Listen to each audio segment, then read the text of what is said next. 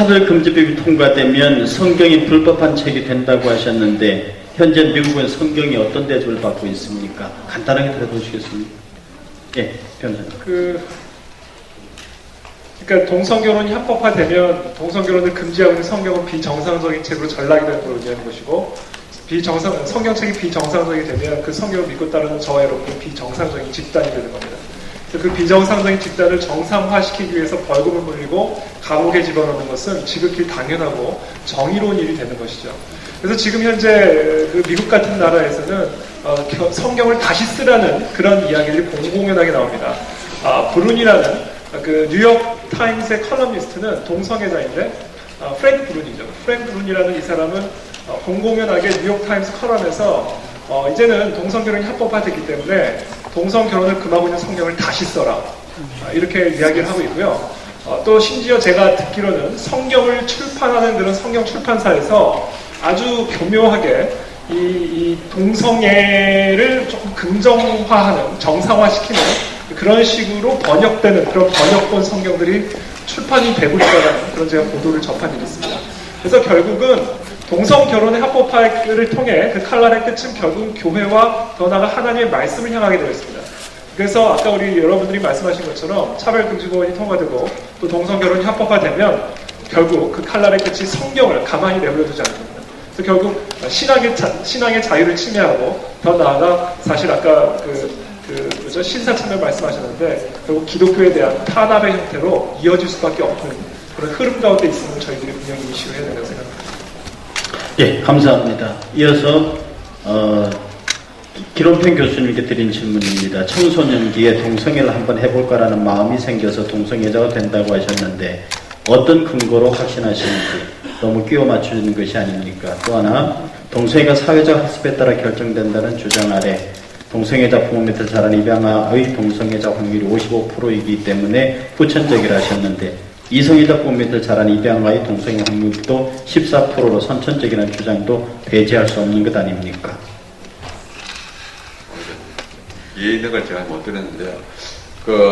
제가 보면은 음란물이 굉장히 영향을 미친다고 봅니다. 왜냐하면은 동성애에 영향을 미치는 게 다양한 걸 제가 말했습니다. 부모, 친구, 또 문화 이렇게 했는데 저는 제일 큰 것이 뭔가 하면은 직접적인 것이 포르노를 보면은 포르노 중에 많은 것이 동성 간의 성관계를 직접적으로 하고 있습니다. 그래서 우리 지금 10대, 20대가 굉장히 많이 봅니다. 음란물을. 그래서 그런 것으로부터 직접적으로 영향을 받는다. 뭐 다양한 이유도 있겠지만 그래서 제가 아까 말씀드린 것처럼 우리 자녀들이, 청소년들이 음란물로 인해서 유혹을 받는다는 것을 제가 말씀드렸고요.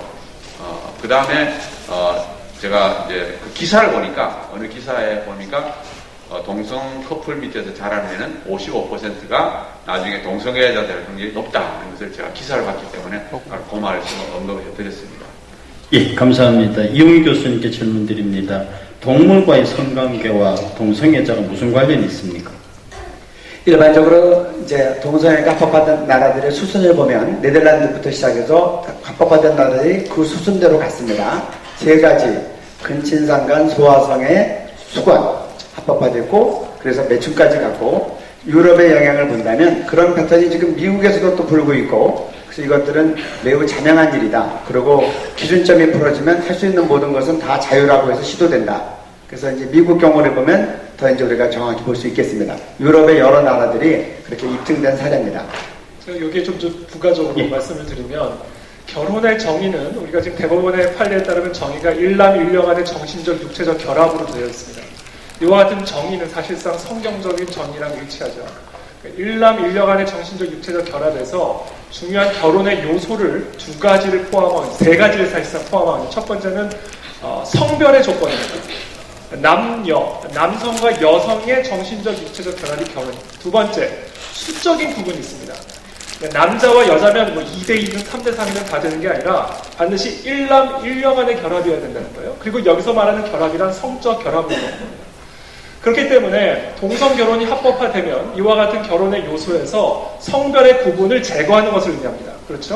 그러면 숫자적인 구분, 숫자적인 조건은 왜 남아있어야 되죠? 이유가 없어지는 겁니다. 논리적 근거가 상실되는 겁니다. 성별의 구분이 사라지는 순간 숫자적인 구분 역시 위협을 받게 되는 것이죠. 그래서 지금 말씀하신 것처럼 동성결혼이 합법화된 나라에서는 연쇄적으로, 순차적으로, 그리고 너무나 자연스럽게 일부 다처제나 일처 다부제 또는 집단 결혼의 형태로 나아갈 수밖에 없게 되고요. 집단 결혼의 형태가 되면 왜 근친은 안 되고 왜 인간과 동물 간의 관계는 안 되죠? 예를 들면 킨세이, 알프레드 킨세이 같은 대표적인 학자는, 이 사람은 동성애자였는데 킨세이 보고서로 상당히 유명한 사람입니다. 이 사람은 기본적으로 진화론자이기 때문에 모든 인간은 동물이다. 일종의 포유류의 한 형태라고 인간을 봅니다. 그러면 포유류끼리 동성 간의 성관계를 하는데 왜 인간 간의 동성관계는 안 되냐? 더 나아가 인간과 동물 간의 성관계는 또 왜 안 되냐? 우리는 다 포유류인데. 이런 논리로 이어지게 됩니다. 그래서 사실 동성결혼과 수간 또는 동성결혼과 일부 다처제가 사실상 아무런 상관이 없는, 연관성이 없는 생뚱맞는 얘기처럼 들리지만 사실상 논리적으로는 동성결혼 합법화는 일부 다처제 또는 일처 다부제로 갈 수밖에 없고 더 나아가 동물과 인간 간의 성관계로 나아갈 수밖에 없는 그런 논리적인 흐름 가운데 있음을 저희가 이해해야 되는 겁니다. 차별금지법에서는 성적 지향이나 성별 정체성을 인권의 범위에 넣고 있는데 기독교에서 생각하는 인권의 허용 범위 또는 허용 기준은 어떻게 됩니까? 기독교적인 세계관에 따르면 인권이라는 개념, 아까 우리 소강성 목사님께서도 말씀하셨는데 사실 천부인권 사상이고요. 사실 진정한 의미에서 인권 사상은 성경적 세계관, 창조를 인정하지 않고는 성립이 불가능한 개념입니다. 왜냐하면 토마스 제퍼슨이 작성한 미국 독립선언문이 사실상 오늘날 세계인권선언문이나 UN 인권헌장이라든지 오늘날 대한민국 헌법에서 보장하는 인권 사상의 토대를 이룬 문서 중에 하나입니다. 이 미국 독립선언문에 따르면 인권, 즉 생명권, 자유권, 행복, 추구권이 어디서부터 기원이 되었냐고 분명히 선포하냐면 창조주로부터 부여받은 권리라고 선포하고 있습니다. 창조주로부터 부여받은 권리가 결국 인권이라는 개념인데 창조주로부터 부여받은 권리가 인권이라는 개념은 아주 중요한 의미 두 가지를 내포합니다. 첫 번째, 창조주로부터 부여받은 권리이기 때문에 함부로 뺏을 수가 없는 겁니다. 왜? 창조주가 준 거니까. 그래서 절대적인 개념을 가지고 있죠. 동시에 두 번째 아주 중요한 의미를 내포하고 있는데 창조주로부터 부여받은 권리가 인권이기 때문에 창조주가 부여하지 않은 권리는 인권의 범죄에 포함되지 않음을 의미합니다. 기독교 세계관에 따르면 창조주가 부여하지 않은 권리를 누리고자 하는 것을 곧 타락이라고 이야기를 하는 것이죠. 그런 의미에서 오늘날 세속적 인본주의 세계관에서 말하는 모든 인권이라는 개념, 인권의 본질적 개념은 사실상 하나님을 하찮게 여기는, 인정하지 않는 각자의 소견에 옳은 대로 행할 수 있는 권리를 의미하는 것이고 그렇기 때문에 오늘날 이 세상에서 말하는 인권의 개념이 종종 타락의 개념으로 흘러갈 수밖에 없는 그런 뿌리를 가지고 있으면 저희들이 이해를 해야 됩니다. 동성애자도 하나님께서 만드신 피조물인데 그러면 그 사람들을 어떻게 받아들여야 할까요? 기독교 입장에서 두 분의 전공을 따라서 간단히 말씀해 주시면 좋겠습니다. 아까 말씀하신 것처럼 동성애자들도 사람입니다. 하나님이 만드신 존귀한 사람이기 때문에 인간으로서 누려야 될 권리, 마땅히 누려야 될 권리는 누리도록 해야 됩니다. 그래서 우리가 동성애 자체는 반대를 하지만 그 사람들은 사랑을 해야 돼요. 그래서 만약에 동성애자들이 교회에 왔을 때 그 사람들을 거부하는 것이 아니라 그 사람들을 품어줘야 돼요. 여기서 품어준다는 뜻은 동성애 자체를 품어준다는 뜻이 아니라 그 사람을 품어줘야 돼요. 왜냐하면은 제가 아까 설명했듯이 동성애는 아무런 이유 없이 된 게 아닙니다.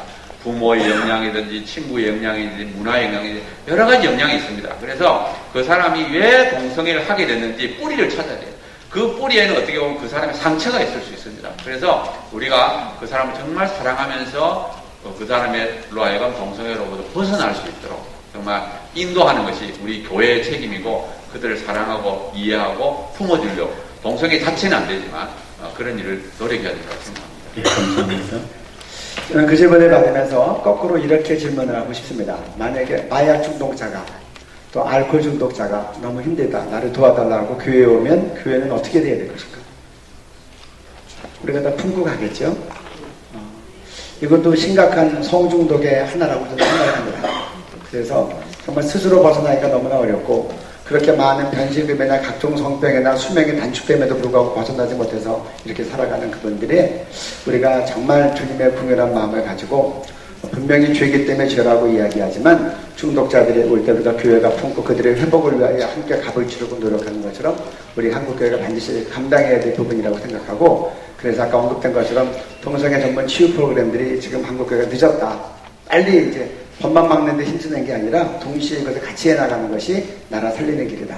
그리고 그들을 회복된 사람들이 나올 때 동성애가 더 잘 막아지고 또 정말 동성애자들에게도 복음을 전하는 문이 활짝 열리겠다, 그렇게 생각합니다. 예, 감사합니다.